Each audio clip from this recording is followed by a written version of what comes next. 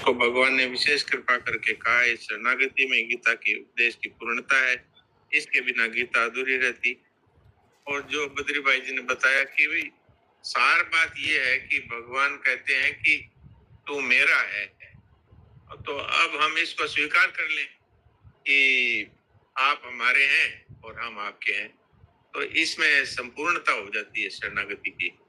और फिर जो है शरण्य ही रह जाते हैं, अर्थात फिर जो शरणागत है वो अपनी अलग से कोई सत्ता नहीं मानता, लेकिन भगवान फिर कृपा करके उसको जैसे राधा जी को प्रकट करते हैं ऐसे भक्त को प्रकट करते हैं प्रेम की लीला के लिए। तो ये बात कहने के मन में आई, तो आपकी सेवा में रख जी।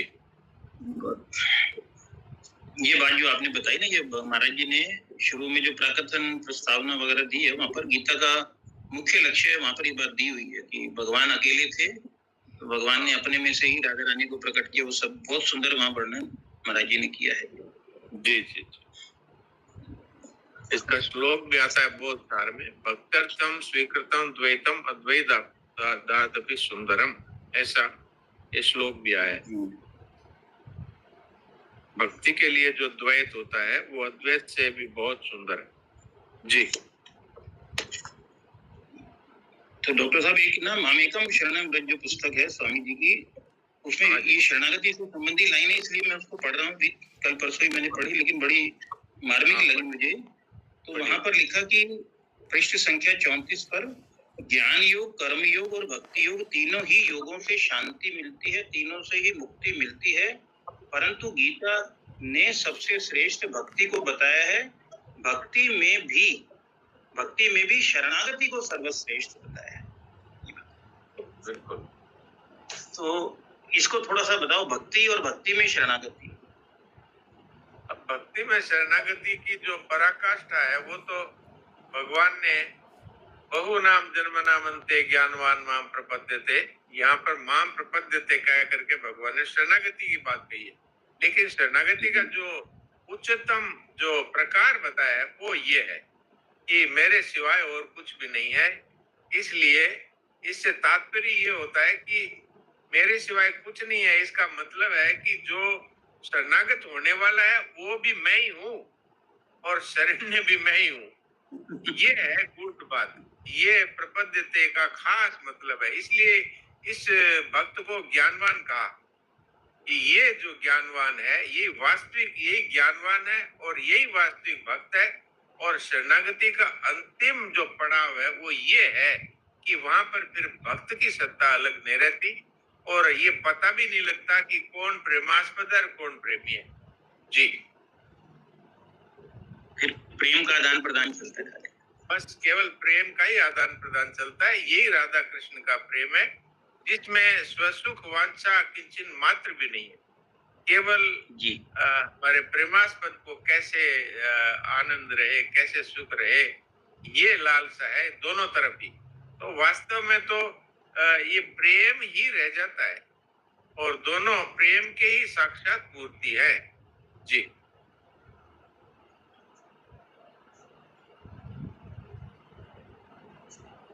सूर्य जी और साधकों से पूछिए। हाँ जी, अभी अब ये अपना मान लो 18 पूरे हो रहे हैं, तो अब अपने कोई साथ कोई बात अपना अनुभव बताना हो, बात बतानी हो, या बद्री भाई जी जुड़े हैं, डॉक्टर साहब जुड़े हैं, कोई बात पूछनी हो। अच्छा, हमारा जो कुछ भी आज तक हमने अपना माना था उसके सहित हम स्वयं भगवान की गोदी में जाके गिर जाते हैं, उनके चरणों पे जाके गिर जाते हैं। तो अपने सहित और अपना जो कुछ भी अब तक मेरा माना था उसके सहित शरीर या मन बुद्धि इंद्रियां और इधर परिवार और धन संपत्ति और योग्यता और जो कुछ भी सब कुछ के सहित ही भगवान के चरणों में विलीन हो जाते हैं। तो जैसे समुद्र में विलीन हो जाती है बूंद, वास्तव में तो बूंद हमेशा समुद्र में ही है, लेकिन वो मान लेती है कि मैं अलग हूं तो वो जीव हो जाता है। और जब वो इस अपने अलग पने को अस्वीकार करके समुद्र ही मेरा स्वरूप है, इस तरह से वो समुद्र में मिल जाती है तो महान हो जाती है, नहीं तो वो क्षुद्र है। और अब रही बात कि उनके आज्ञा के अनुसार, तो जब भगवान है वही सब कुछ है, तो उनके द्वारा ही भक्त के जीवन में जो कुछ भी होता है वो कठपुतली की तरह होता है। करिष्ये वचनम तव जब कह दिया अर्जुन ने, इसका अर्थ ही हो गया कि अब मैं आपकी कठपुतली हूँ। तो जिस तरह से कठपुतली को सूत्रधार जैसे वो करवाना चाहता है वैसे करवाता है। ये है वास्तव में आज्ञा के अनुसार कार्य करने का। फिर उसके द्वारा वही क्रियाएं होती है जो भगवान को पसंद है अथवा जो भगवान चाहते हैं। तो इसमें बाई जी का एक पद जो है वो ये है कि तुम हो यंत्री मैं यंत्र, काठ की पुतली मैं तुम सूत्रधार, तुम करवाओ कहलावो मुझे, नचावो निज इच्छानुसार। तुम हो यंत्री मैं यंत्र, काठ की पुतली मैं तुम सूत्रधार। ये आज्ञा पालन जी। डॉक्टर साहब, जो 18वें अध्याय के 66वें श्लोक की व्याख्या में जो भी आपने बात बताई कि अपने सहित जो भी चीजों को अपना मानता है वो सब भगवान को समर्पित कर देता है, तभी जो है निर्भय निश्चिंत निशोक और निशंक हो सकता है, वरना हो ही नहीं सकता है। हाँ, कैसे हो सकता है? जो अपने आप को भी भगवान से अलग मानेगा वो कैसे होगा निर्भय, कैसे होगा निश्चिंत, कैसे होगा निशोक? हो ही नहीं सकता। वो तो भगवान ही सब कुछ है, बस वो तो एक प्रकार से उनकी चरण रज हो जाता है बस।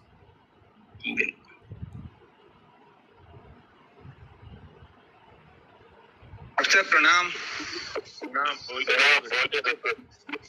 अच्छा, पहले भगवान ने अर्जुन को कहा था कि तुम अंतर्यामी परमात्मा की शरण में हो जाओ, और बाद में कहा कि तुम मेरे शरण में हो जाओ।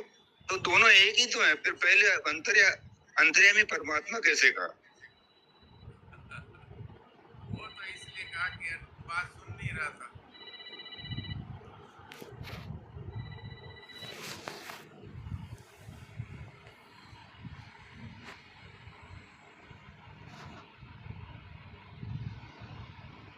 हेलो, आवाज नहीं आ रही डॉक्टर साहब। बोल देना चाहिए था कि करिष्ये वचनम तव, तो वहीं पे समाप्ति हो जाती। भगवान तो अंत में ये बात चाहते थे ना कि वो ये कह दे कि आप जैसे कहेंगे वैसा मैं करूंगा, क्योंकि पहले वो कह चुका था मैं आपकी शरण हूँ, और फिर कह दिया मैं युद्ध नहीं करूंगा। तो भगवान को बड़ा आश्चर्य हुआ कि एक तरफ तो कह रहा है मैं आपकी शरण हूँ, एक तरफ कह रहा है कि मैं युद्ध नहीं करूंगा। तो इसी बात को लेकर पूरी गीता चली है। और जब तक अर्जुन ने ये नहीं कहा कि मैं आपके कहे अनुसार करूंगा, तब तक गीता चलती रही। तो भगवान ने एक प्रकार से उसको सावधान करने की दृष्टि से कहा कि यदि तुझे मेरी बातें समझ में नहीं आ रही अथवा तू इसके अनुसार नहीं चलना चाहता, तो तू शरणागति ग्रहण कर ले उस परमात्मा की जो सबके आत्म रूप से विराजमान है। इसलिए वहां पर अर्जुन को एक प्रकार से बताने के लिए कहा। ठीक ठीक जी जी जी। नारायण नारायण।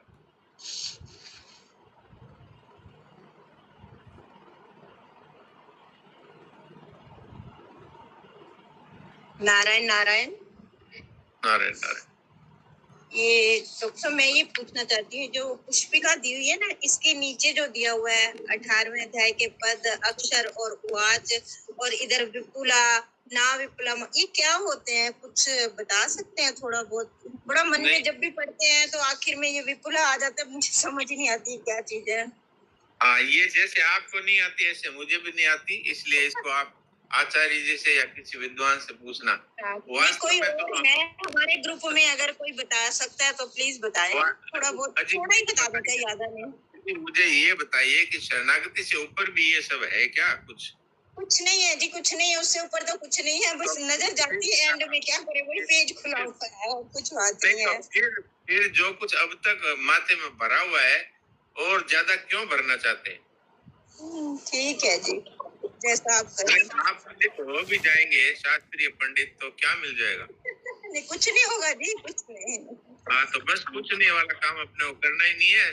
शरीर का पता नहीं, समय का पता नहीं। जी, नारायण नारायण। फिर भी आपको करना हो तो कोई पंडित जी से पूछिए, जानकार से पूछिए। हाँ महाराज जी, राम राम। प्रणाम महाराज जी।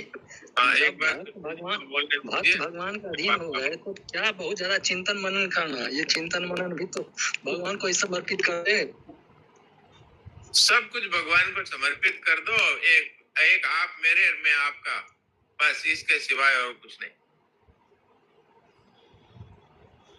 फिर अपने आप चिंतन होगा, फिर करना थोड़ी पड़ेगा। अरे आप जिसको आप अपने आप को समर्पित कर देते हैं या जिससे आप प्रेम करते हैं, उसका चिंतन करना पड़ता है कि होता है?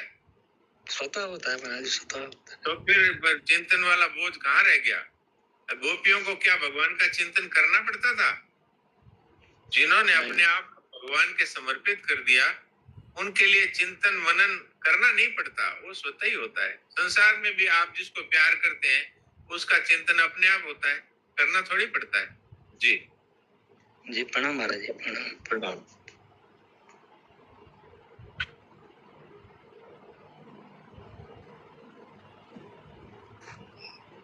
हाँ जी, अजय जी जुड़े हुए हो क्या? हाँ, नारायण नारायण बोलो। डॉक्टर साहब भी है, रवि बद्री जी भाई जी भी जुड़े हुए हैं।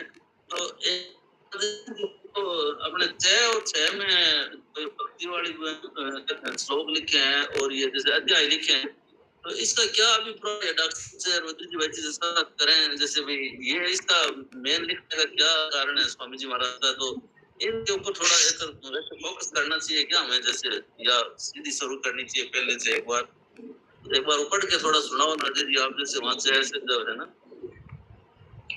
देखो 6 में तो हमने पहले पढ़ा था, जो पिछली बार भी शुरू की थी ना साधक संजीवनी में, तो महाराज जी ने अपना भाव बताया हुआ है कि संख्या 6 जो प्राकथन में जो दे रखे हैं, पृष्ठ संख्या 6 पे छतरी कि गीता का 7वां 9वां और 15वां अध्याय, 10वें अध्याय का आरंभ तथा 18वें अध्याय के 56 से 66 तक के श्लोक हमें बहुत विलक्षण दिखते हैं। इसमें अर्जुन उवाच नहीं है, अर्थात ये भगवान ने अपनी तरफ से